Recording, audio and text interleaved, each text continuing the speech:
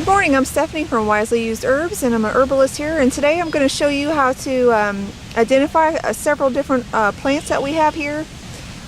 What you're looking at right now is plantain. You can see there's a little stem of the flower there that will be coming up. Plantain is a wonderful herb for your bee stings, insect bites, things like that. If you're outside doing some gardening and you get stung or bit by something, all you need to do is tear off one of those leaves and chew it up and put it on the bee sting or the area that's affected. You can even wrap it in some gauze and leave it on there for a while.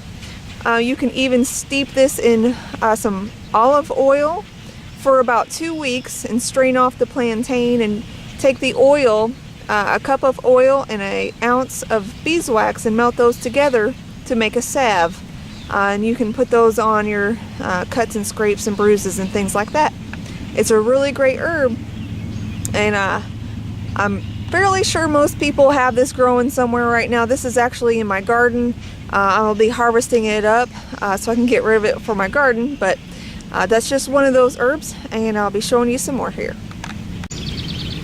Another quote weed we have here in central Illinois, and as most of you may have, is called purslane. It's got kind of rubbery leaves to it. If you can kind of see it there. This is actually a very, very nutritious herb or weed. It's got, in a cup of this, you have 300 to 400 milligrams of omega-3 and omega-6 fatty acids in here. You eat it fresh. You can eat the leaves as a salad or in your salad. You can add it to different dishes. It's usually better fresh. If you cook it, it can get a little bit slimier, but it's a very, very good herb. And if your yard is anything like mine, I have an overabundance of white clover. White clover you can take in your house, you can hang it up, you can dry it. You're going to want to use the blossoms and stems and leaves to make a tea in the wintertime. It's good for coughs and sore throats.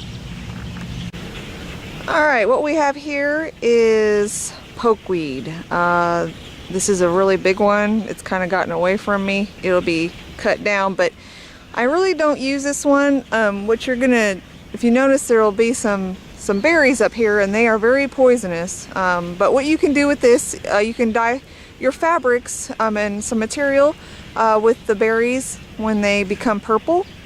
But other than that, I really don't recommend using this plant. It can be kind of dangerous.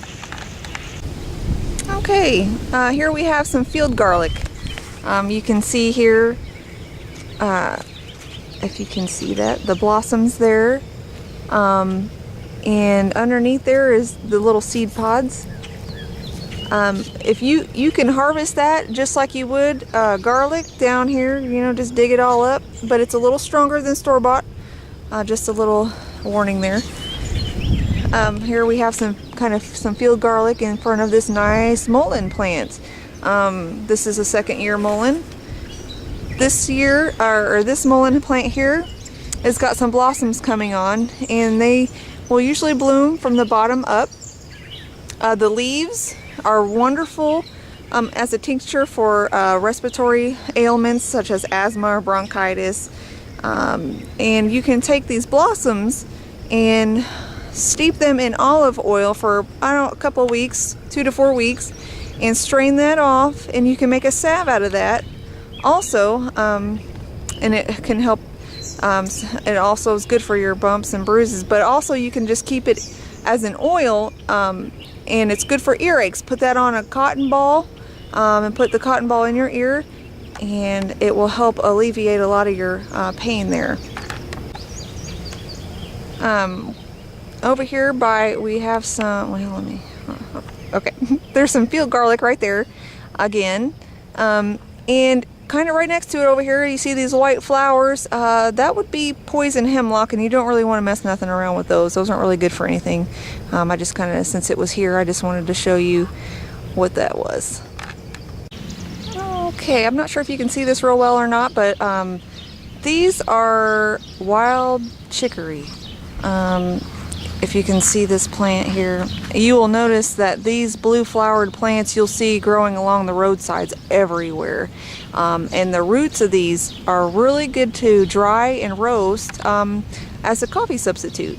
It's really great. I thank you for joining me. I hope you enjoyed this. I hope you got an idea of a few more herbs and their uses and their benefits and what they look like. Thanks a lot.